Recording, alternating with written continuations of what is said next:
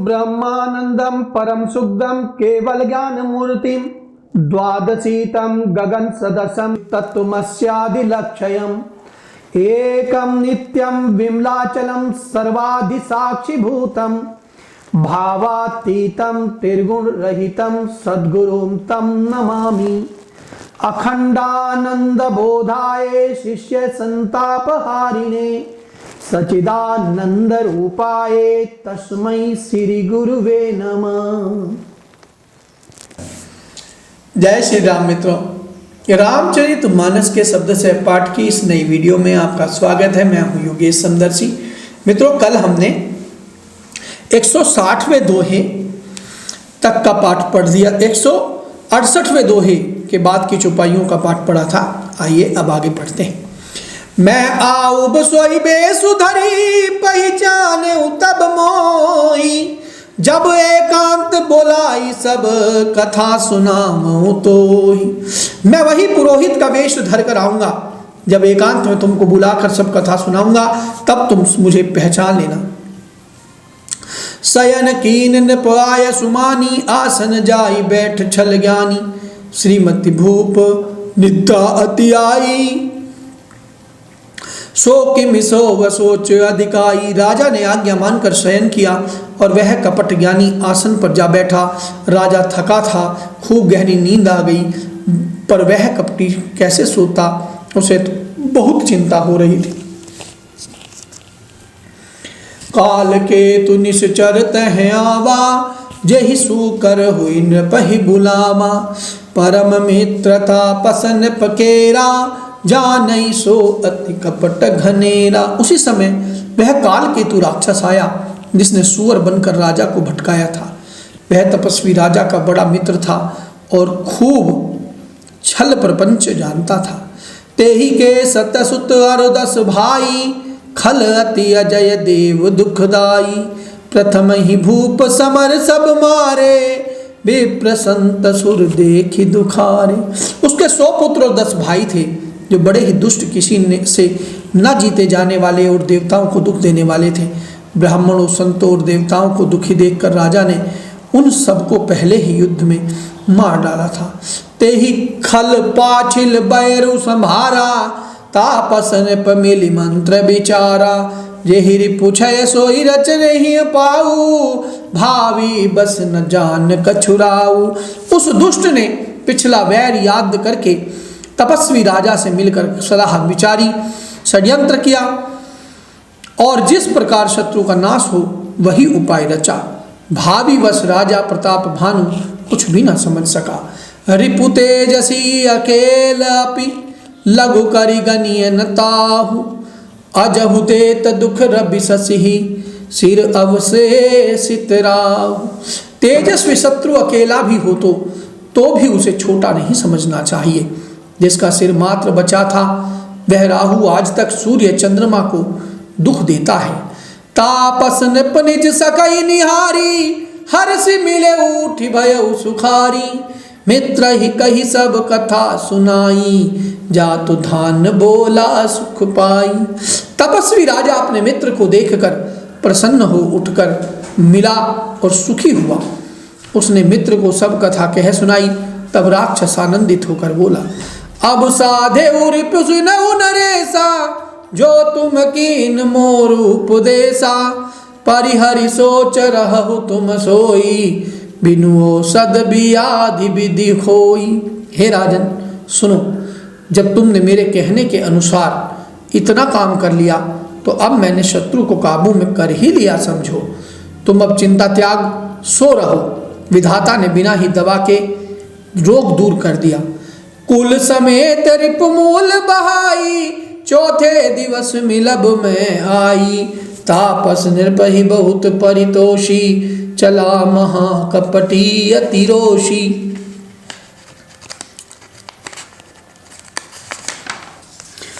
कुल सहित शत्रु को जड़ मूल से उखाड़ बहाकर आज से चौथे दिन मैं तुमसे आ मिलूंगा। इस प्रकार तपस्वी राजा को खूब दिलासा देकर वह मायावी और अत्यंत क्रोधी राक्षस चला। भानु प्रताप ही बाज समेता, पहुँचाए सिछन माज निकेता, नृपहि नारी पहि शयन कराई, हय गृह बाधे सी बजी बनाई। उसने प्रताप भानु राजा को घोड़े से ही क्षण भर में घर पहुंचा दिया। राजा को रानी के पास सुलाकर घोड़े को अच्छी तरह से घुड़साल में बांध दिया। राजा के उपरोहित ही हरि रे गय बहोरी, ले राखे सी गिरि खो महु, माया करी मति भोरी, सियावर राम जय जय राम। फिर वह राजा के पुरोहित को उठा ले गया और माया से उसकी बुद्धि को भ्रम में डालकर उसे उसने पहाड़ की खो में ला रखा। आप बिरची पुरोहित रूपा, पर उजाई ते ही सेज अनूपा, जागे उन्नप भन अन भये विविहाना, देखि भवन अति अचरज माना, मुनि महिमा मन महु अनुमानी, उठे उगहूँ जेहि जान न रानी, कानन गय बाज चढ़ते ही, पुर नर नारी न जाने उके ही, गए जाम जुग भूपति आवा, घर घर उत्सव बाज बधावा, पुरोहित ही देख जब राजा, चकित बिलोक सुमरि सोई काजा। वह आप पुरोहित का रूप बनाकर उसकी सुंदर सेज पर जा लेटा। राजा सवेरा होने से पहले ही जगा और अपना घर देखकर उसने बड़ा ही आश्चर्य माना। मन में मुनि की महिमा का अनुमान करके वह धीरे से उठा, जिसमें रानी ना जान पावे। फिर उसी घोड़े पर चढ़कर वन को चला गया। नगर के किसी भी स्त्री पुरुष ने नहीं जाना। दोपहर बीत जाने पर राजा आया। घर घर उत्सव होने लगे और बधावा बजने लगा। जब राजा ने पुरोहित को देखा तब वह उसी कार्य का स्मरण कर उसे आश्चर्य से देखने लगा। जग सम न पाही गए दिन तीनी, कपटि मुनि पद रहमति लीनी, समय जानी उपरोहित आवा, न पही मते सब कही समुझावा। राजा को 3 दिन युग के समान बीते। उसकी बुद्धि कपटी मुनि के चरणों में लगी रही। निश्चित समय जानकर पुरोहित बना हुआ राक्षस आया और राजा के साथ की हुई गुप्त सलाह के अनुसार उसने अपने सब विचार उसे समझा कर कह दिए। नृप हर से उपहिचानि गुरु, भ्रम बस रहा न चेत, बरे तुरत सत सहस बर, विप्र कुटुंब समेत। संकेत के अनुसार गुरु को उस रूप में पहचान कर राजा प्रसन्न हुआ। ब्रह्मवश उसे चेत न रहा कि यह तापस मुनि है या काल केतु राक्षस। उसने तुरंत 1 लाख उत्तम ब्राह्मणों को कुटुंब सहित निमंत्रण दे दिया। उपरोहित जेवनार बनाई, छरस चारि विधि जसि श्रुति गाई, माया में तेहि कीन रसोई, व्यंजन बहुगनि सकई न कोई। पुरोहित ने 6 रस और 4 प्रकार के भोजन जैसा कि वेदों में वर्णन है बनाए। उसने मायामयी रसोई तैयार की और इतने व्यंजन बनाए जिन्हें कोई गिन नहीं सकता। विविध मृगन कर आमिष रांधा, तेहि महु विप्र सुखल सांधा, भोजन कहूँ सब विप्र बुलाए, पद पखारी सादर बैठाई, परुसन जब ही लाग मही पाला, भे आकाश बानी तही काला, विप्र ब्रंद उठ उठ गृह जाऊं, है बड़ी हान अन्न जनि खाऊ, भयउ रसोई भूसुर मासु, शब्द जूठे मानि बिस्वासु, भूप विकल मति मोह बुलानी, भावी बस न आव मुखबानी। पुरोहित ने 6 रस और 4 प्रकार के भोजन जैसा कि वेदों में वर्णन है बनाए। उसने मायावी रसोई तैयार कर दी, इतने व्यंजन बनाए जिन्हें कोई गिन नहीं सकता।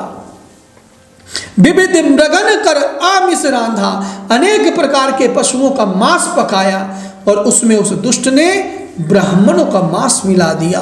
ते ही में विप्र मांस खल रख साधा। सब ब्राह्मणों को भोजन के लिए बुलाया और चरण धोकर आदर सहित बैठा दिया। परसन जब ही लाग मही पाला, भे आकाश बानी ते ही काला। विप्र ब्रह्म उठी उठी ग्रह जाऊं, हे बड़ी हानि अन्न जनि खाऊं। जो ही राजा परोसने लगा और उस काल केतु के आकाशवाणी हुई, उस काल केतु ने खुद ही आकाशवाणी कर दी कि हे ब्राह्मणों, उठ उठ कर अपने घर जाओ, यह अन्न मत खाओ, इसके खाने में बड़ी हानि है। भयउ रसोई भूसुर मासु, सब द्विज उठे मानी बिसबासु। भूप विकल मति मोह भुलानी, भावी बस न आवा मुखबानी। रसोई में ब्राह्मणों का मांस बना है। आकाशवाणी का विश्वास मानकर सब ब्राह्मण उठ खड़े हुए। राजा व्याकुल हो गया, परंतु उसकी बुद्धि मोह में भूली हुई थी। होनहारवश उसके मुंह से एक बात भी न निकली। बोले विप्र सकोप तब, नहीं कछु कीन विचार। जाई निशाचर हो हुनप, मूड सहित परिवार। सियावर राम जय जय राम। तब ब्राह्मण क्रोध सहित बोले। उन्होंने कुछ भी विचार नहीं किया। अरे मूर्ख राजा, तू जाकर परिवार सहित राक्षस हो जा। छत्र बंधु तय विप्र बुलाई, घाले लिए सहित समुदाय। ईश्वर राखा धर्म हमारा, जे हई ते समेत परिवारा। अरे नीच छत्री, तूने तो परिवार सहित ब्राह्मण को बुलाकर उन्हें नष्ट करना चाहा था। ईश्वर ने हमारे धर्म की रक्षा की, अब तू परिवार सहित नष्ट होगा। संबत मध्य नाश तब हो, जलदाता न रही कुल को। नप सुनि श्राप बिकल अति त्रासा, भय बहोरी बर गिरा आकाशा।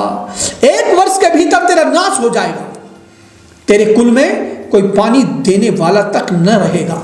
साप सुनकर राजा भय से मारे अत्यंत व्याकुल हो गया। फिर सुंदर आकाशवाणी हुई। विप्र हुसाप विचारी न दीन्हा, नहीं अपराध भूप कुछ कीन्हा।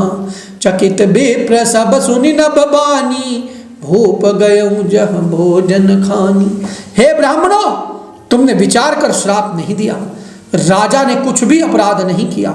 आकाशवाणी सुनकर सब ब्राह्मण चकित हो गए। तब राजा वहां गया जहां भोजन बना था। तहना असन नहीं विप्र सुवारा, ही फिरे उराऊ मन सोच अपारा। सब प्रसंग मही सुरन सुनाई, त्रसित परेऊ अवनी ककुलाई। देखा तो वहां ना भोजन था न रसोईया, ब्राह्मण ही था। तब राजा मन में अपार चिंता करता हुआ लौटा। उसने ब्राह्मणों को सब वृत्तांत सुनाया और बड़ा ही भयभीत और व्याकुल होकर वह पृथ्वी पर गिर पड़ा। भूपति भावी मिटाई नहीं, जदपि न दूषण तोर। किए अन्यथा होई नहीं, विप्र श्राप अति घोर। हे राजन, यद्यपि तुम्हारा दोष नहीं है तो भी होनहार नहीं मिटता। ब्राह्मणों का शाप बहुत ही भयानक होता है, यह किसी तरह से भी टाले न टल नहीं सकता। अस कही सब मही देव सिधाए, समाचार पर लोगन पाए।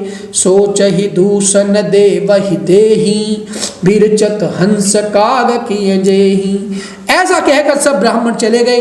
नगरवासियों जब यह समाचार पाया तो वे चिंता करने और विधाता को दोष देने लगे, जिसने हंस बनाते बनाते कौवा कर दिया। ऐसा पुण्यात्मा राजा को देवता बनाना चाहिए था जो राक्षस बना दिया। उपरोहित ही भवन पहुँचाई, असुर तापस ही खबर जनाई। ते ही खल जह तह पत्र पठाए, सज सज सेन भूप सब धाए। पुरोहित को उसके घर पहुंचाकर असुर ने, कालकेतु ने कपटी तपस्वी को खबर दी। उस दुष्ट ने जहां तहां पत्र भेजे, जिससे सब वैरी राजा सेना सजा सजा कर दौड़े। घेरनी नगर निशान बजाई, विविध भांति नित होई लड़ाई। जूझे सकल सुभट करि करनी, बंधु समेत परउ निप धरनी। और उन्होंने डंका बजाकर नगर को घेर लिया। नित्य प्रति अनेक प्रकार से लड़ाई होने लगी। प्रताप भानु के सब योद्धा सूरवीर करनी करके रण में जूझ मरे। राजा भी भाई सहित खेत रहा। सत्य केतु कुल को नहीं बाचा, बे प्रश्राप किनी होई असाचा। रिपुजिति सब नृप नगर बसाई, निजपुर गवने जय जसु पाई। सत्य केतु के किल में कोई नहीं बचा। ब्राह्मणों का शाप झूठा कैसे हो सकता था। शत्रु को जीतकर नगर को फिर से बसाकर सब राजा विजय और यश पाकर अपने अपने नगर को चले गए। भारद्वाज सुन जही जाहि जब, होई विधाता बाम।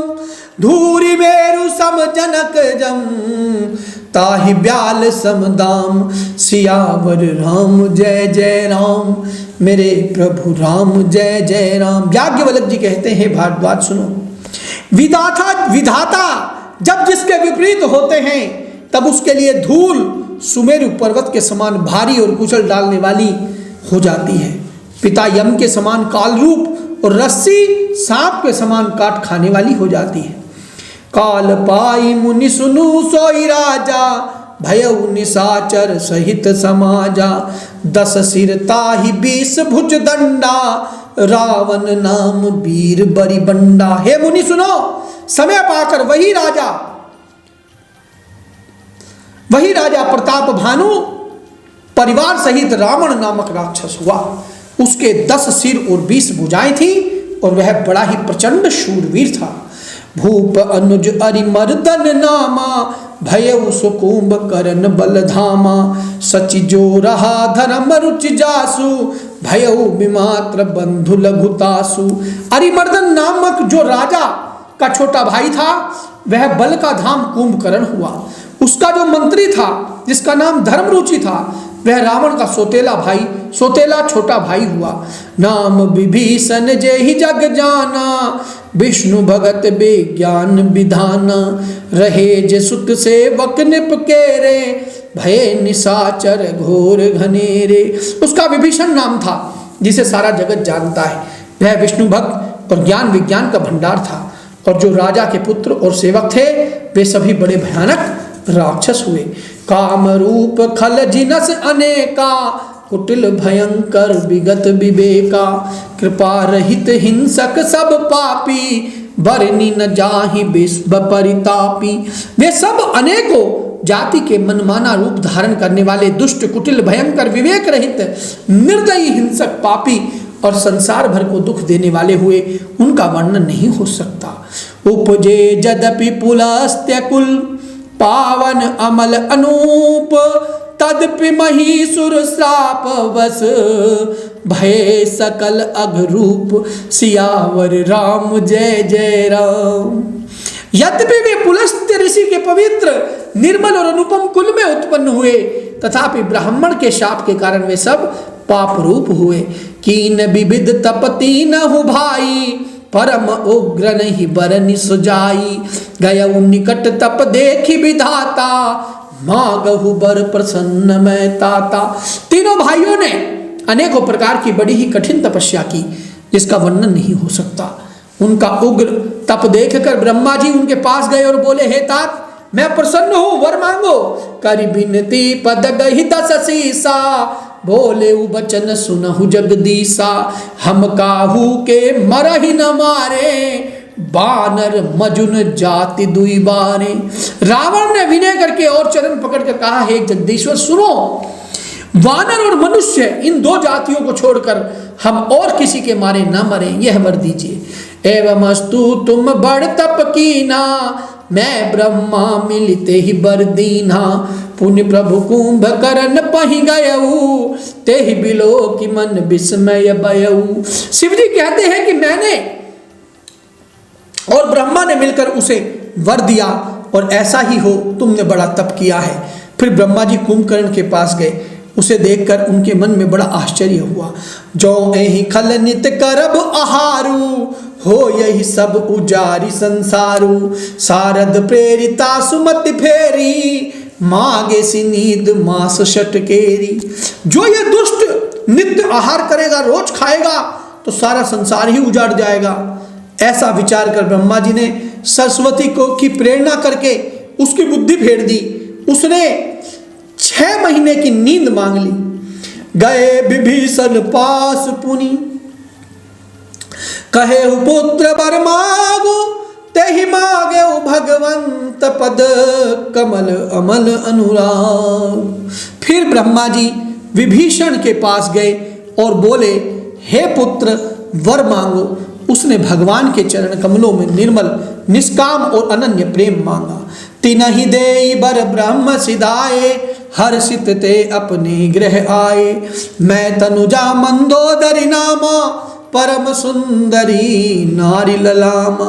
उनको वर देकर ब्रह्मा जी चले गए और वे तीनों भाई हर्षित होकर अपने घर लौट आए।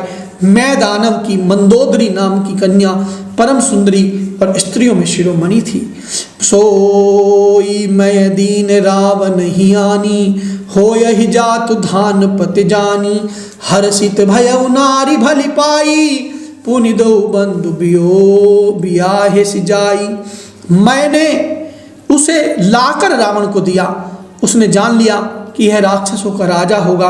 अच्छी स्त्री पाकर रावण प्रसन्न हुआ और फिर उसने जाकर दोनों भाइयों का विवाह कर दिया।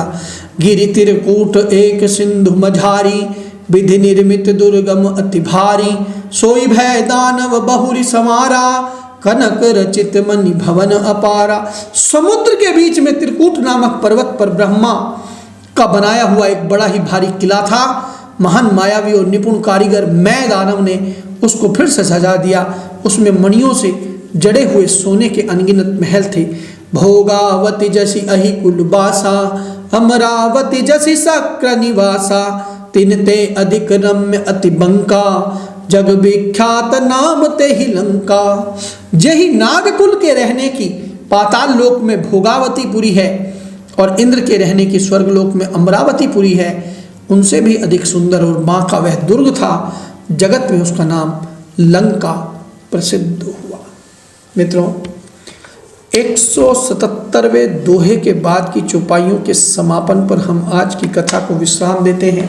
कल हम यहीं से आगे का पाठ लेकर आपके बीच आएंगे। तो तब तक भजो राम, जपो राम, जय श्री राम।